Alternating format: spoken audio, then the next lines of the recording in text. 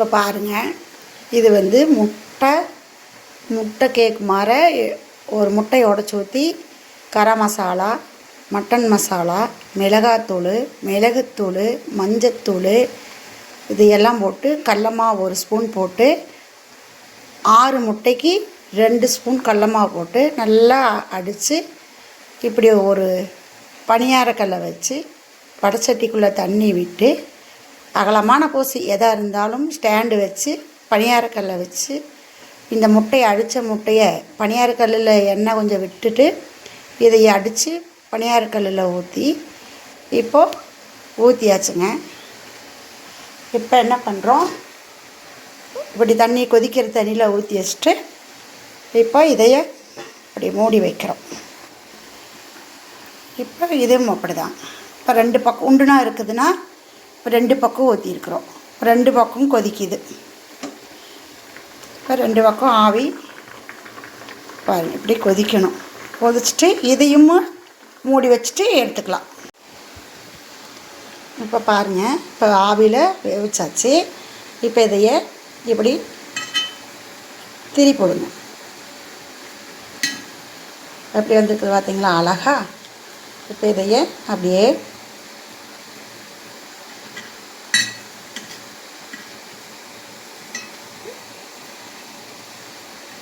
இப்படி திரி போட்டு எடுத்துக்கலாம்.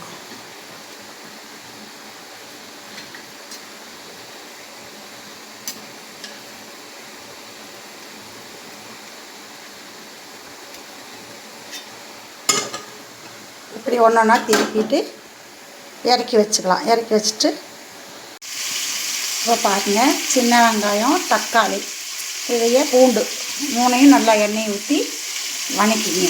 வணக்கிட்டு மட்டன் மசாலா, கரம் மசாலா, மிளகாத்தூள், மஞ்சத்தூள் இதையே போட்டுட்டு அடுப்பை ஆஃப் பண்ணிக்கணும்.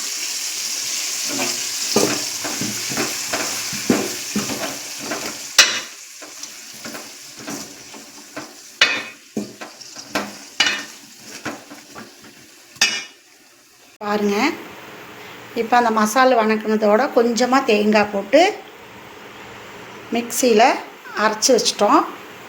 அப்பப்போ எண்ணெய் கொஞ்சம் வடைச்சட்டி வச்சு எண்ணெய் ஊற்றிருக்கிறோம்.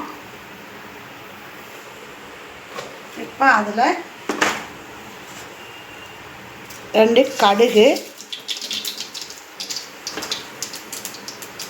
கடுகு பொரிஞ்ச உடனே 2 சீரகம் பாருங்கள், வரமிளகா, மோர் மிளகா வத்தல், கருவேப்பந்தழை இப்போ போடுறோம்.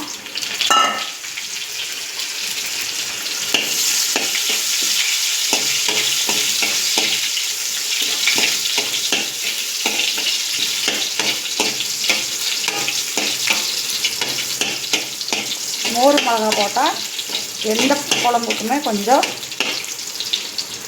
டேஸ்ட்டாக இருக்கும். இப்போது தாளிச்சிட்டோம். இப்போ இதையே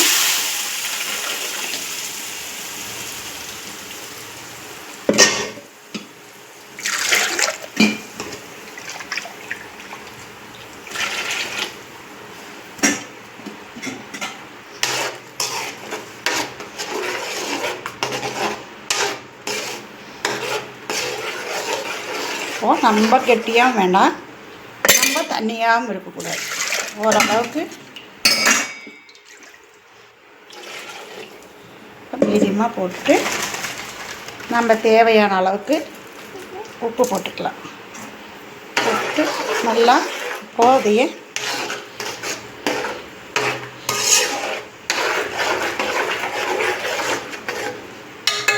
எல்லாம் வச்சுட்டு இப்போ நாம் இதை நல்லா கொதிக்க விடணும். நல்லா நம்ம மூடி போட்டு நல்லா கொதிக்க விடலாம். இதை கொதிக்கிட்டோம். இப்போ பாருங்கள், குழம்பு தாளிச்சுட்டோம். தாளித்து கொடுத்து கொதிச்சிருச்சு. இப்போ பாருங்கள், நல்லா கொதிச்சிருச்சு. மனம் அந்த பச்சை வாசனை போக கொதிக்குட்டாச்சு. இப்போ இந்த முட்டையை எடுத்து ஊற்றி பணியாரக்கல்லில் எடுத்து வச்சுருக்கோம் பாருங்கள், எடுத்து வச்சுருக்குறோம். இப்போ இதை எடுத்து வச்சிட்டோம். நல்லா குழம்பு கொதிச்சிருச்சு. இப்போ கொதிக்கிறதுல இப்படி நம்ம உள்ளே போட்டுருவோம். மிளகுத்தூள் கொஞ்சம் இப்போ போட்டிருக்கிறோம். அப்புறம் இப்போது போட்டோன்னே கொத்தமல்லி தலையை போட்டுடலாம். போட்டுட்டு இது ஒரு சும்மா ஒரு கலக்கிட்டு பாருங்கள், உள்ளே அது கலையாது, அப்படியே தான் இருக்குது. இப்போ பார்த்திங்கன்னா அந்த முட்டை நம்ம போட்டது அப்படியே இருக்கும். ஊறாமே எதுவுமே கலையாது. நல்லா ஒரு கொதிச்ச பிற்பாடு நீங்கள் இறக்கலாம். இது முட்டை உடச்சி ஊற்றி செய்கிறத விட நீங்கள் இப்படி செஞ்சீங்கன்னா கலையாது, கவிச்ச வாசம் வராது, எந்த ஸ்மெல் வராது, மணமாக இருக்கும். பாருங்கள், இப்போ அப்படியே இருக்கும் இந்த முட்டை. அவ்வளோதாங்க, முட்டை கேக்கு குழம்புங்க. எல்லாம் கரெக்டாக இருக்கும். ஊற்றி சாப்பிட்டு பாருங்கள்.